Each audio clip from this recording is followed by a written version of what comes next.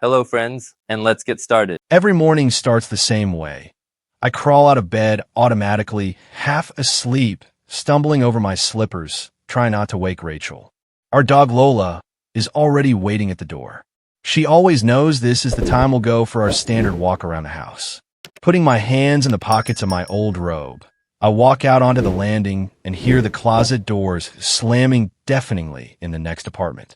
It sounds like someone is moving out.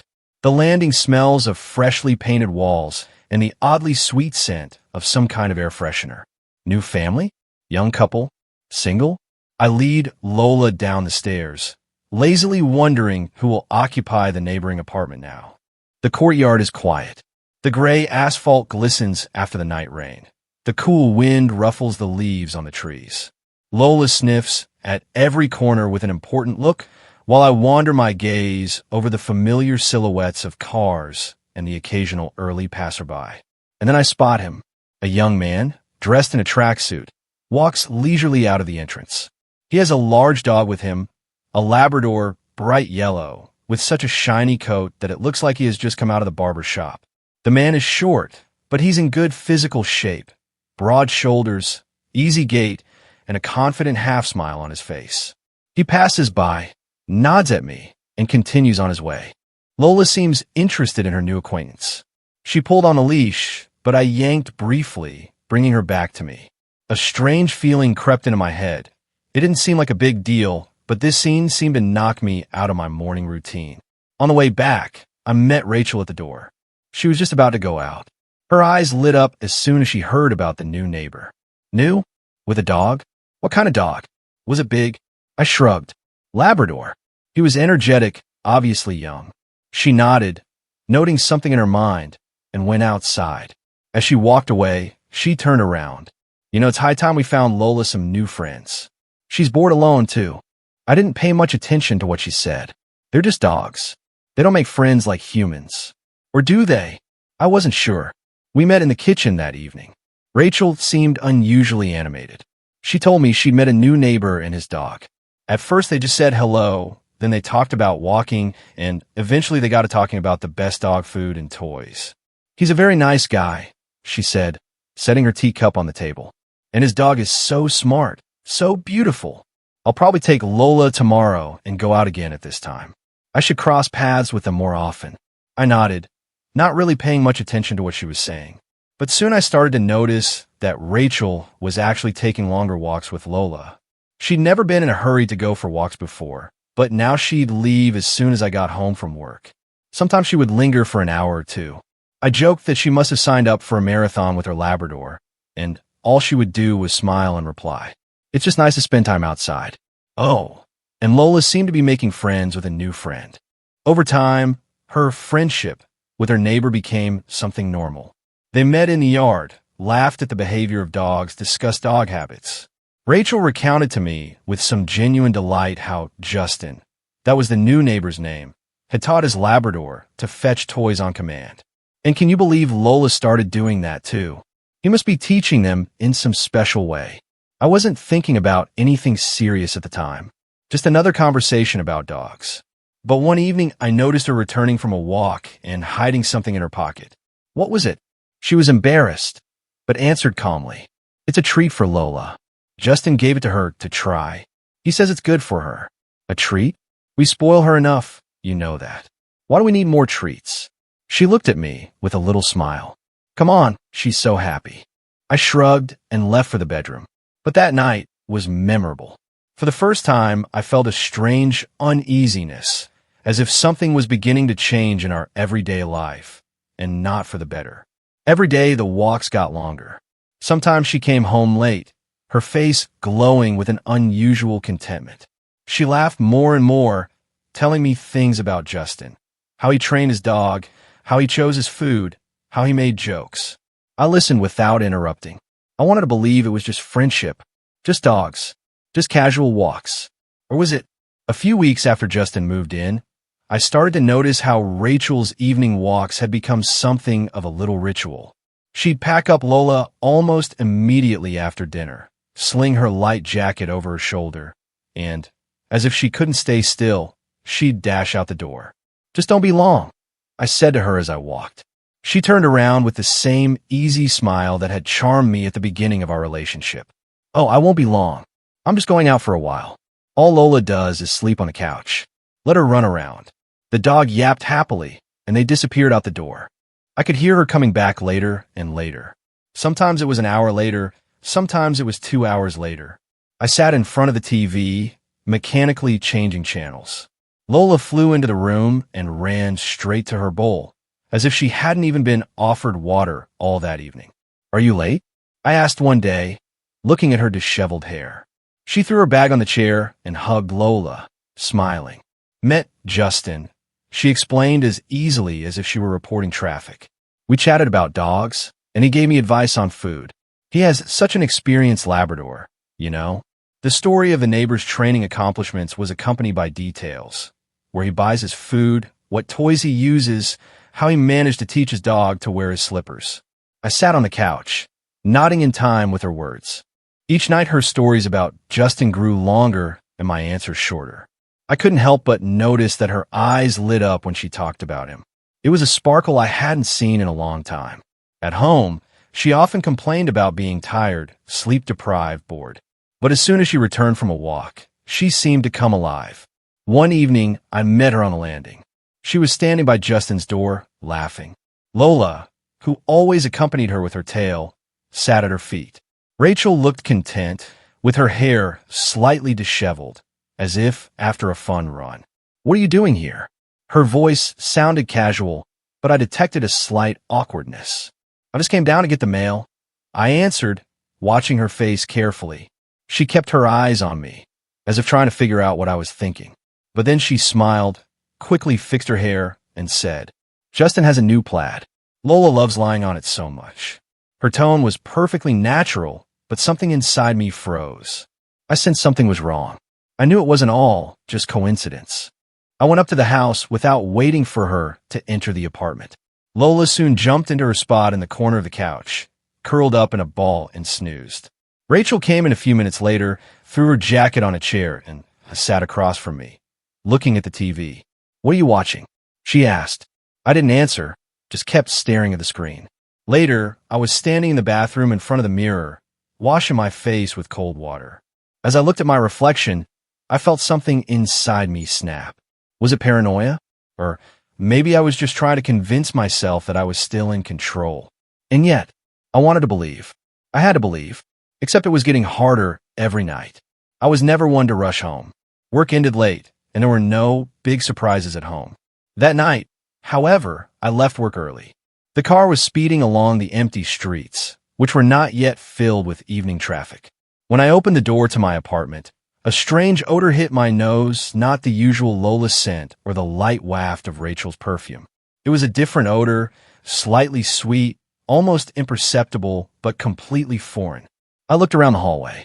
Everything was in place, but the feeling of foreignness lingered. Lola, who usually jumped happily to my feet, was sitting by the door, looking at me with big, longing eyes. She didn't bark, didn't wag her tail. She just sat there and watched. Lola, what's wrong? I asked quietly. The dog didn't answer, of course, but her gaze was as if to say, you know. I quickly checked the rooms. The bedroom was empty, the bed neatly made. Everything in the living room was in its place. The kitchen looked untouched, not a single cup in the sink. But the apartment was too quiet. That unaccustomed quiet that comes when something goes wrong. I sat down on the couch, listening to the sounds. Lola sat next to me, resting her head in my lap. I stroked her, but the thought that something was wrong was already lodged in my brain. And then I heard laughter. It was muffled at first, barely audible. It sounded like my own brain was playing tricks on me, tweaking my suspicions. But then it became clearer. The laughter was coming from behind the wall. I tensed. It was Rachel's laughter. The same laugh I'd once loved more than anything else in the world. Freewheeling, hearty, like she was once again the girl I proposed to all those years ago. That laugh sounded like she was happy. But something about it irritated me. I walked over to the wall to hear better. The laughter came again, light, relaxed. It was at odds with the way Rachel had been acting at home lately. It sounded like an insult to the silence that had settled in our apartment. I stood against the wall and listened. Nothing else could be heard, just her laughter. I knew it was coming from Justin's apartment. "Lola, can you hear that?" I asked, turning to the dog. Lola looked at me, her tail twitching nervously, but she kept her gaze on the door. There was something strange in her demeanor. It was like she was feeling the tension, too. I couldn't tell exactly how long I stood against the wall, listening to those occasional bursts of laughter. My mind was racing with the thought, why is she laughing there and not here? Why is she so free there, and yet at home she looks oppressed?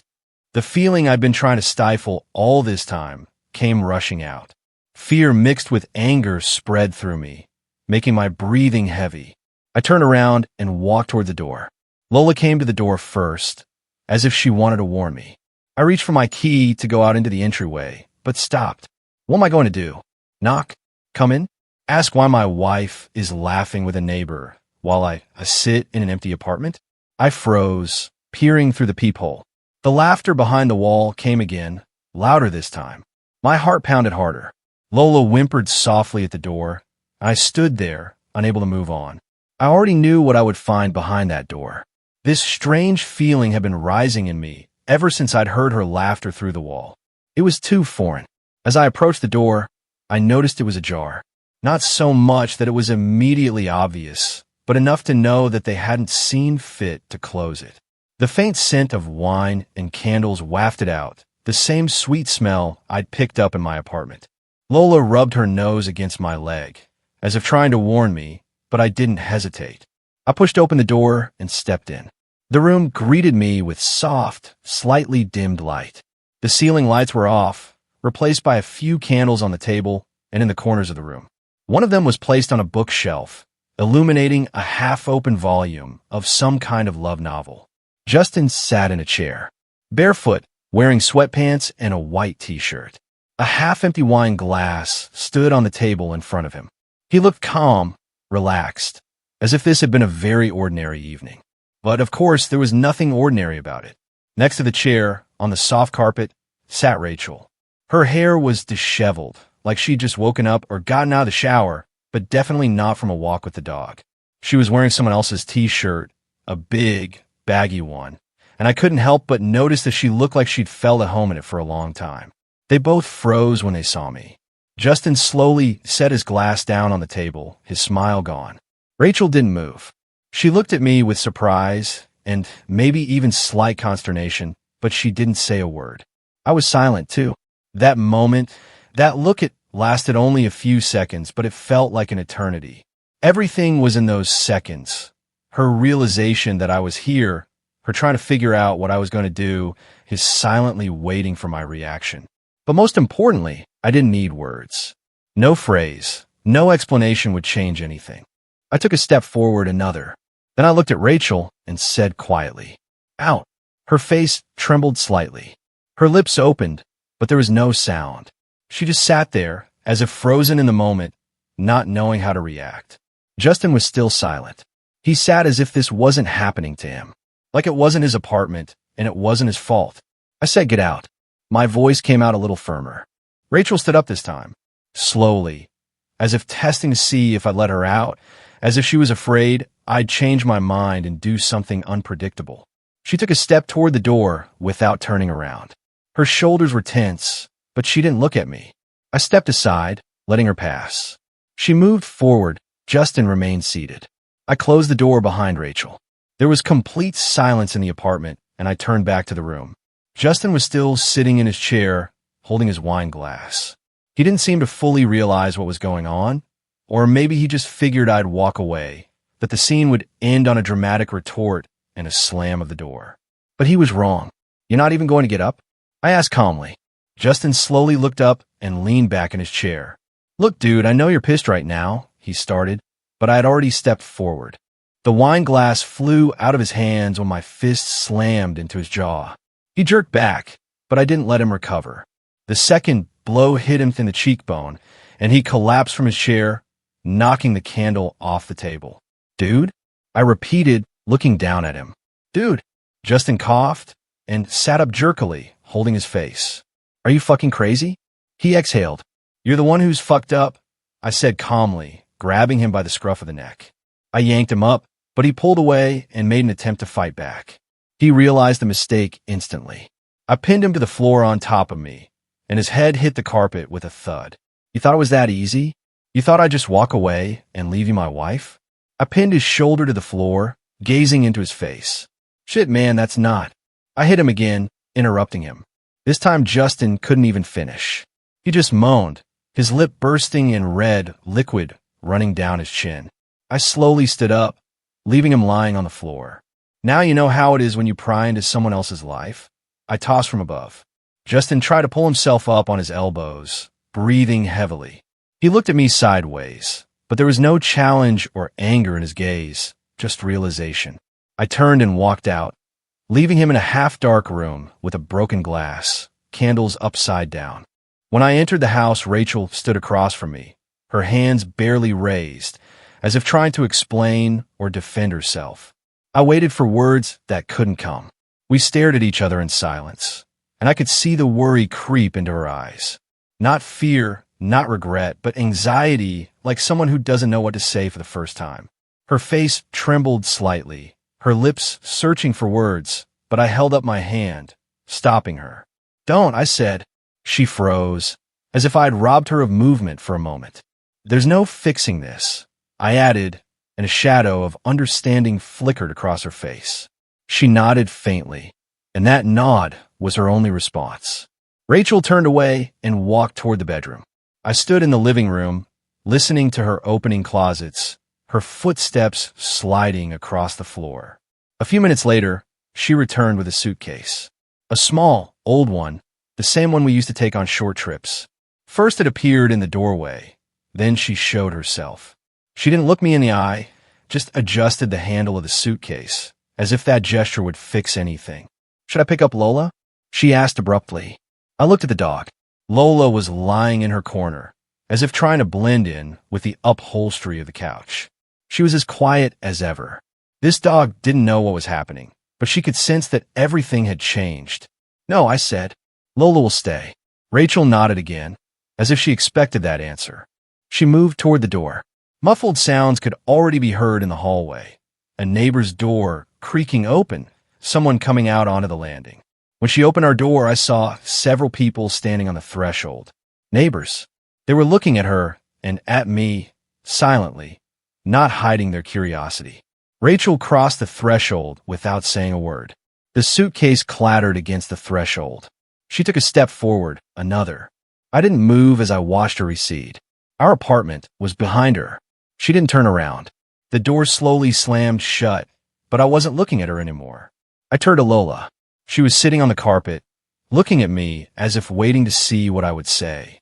It wasn't Lola's fault.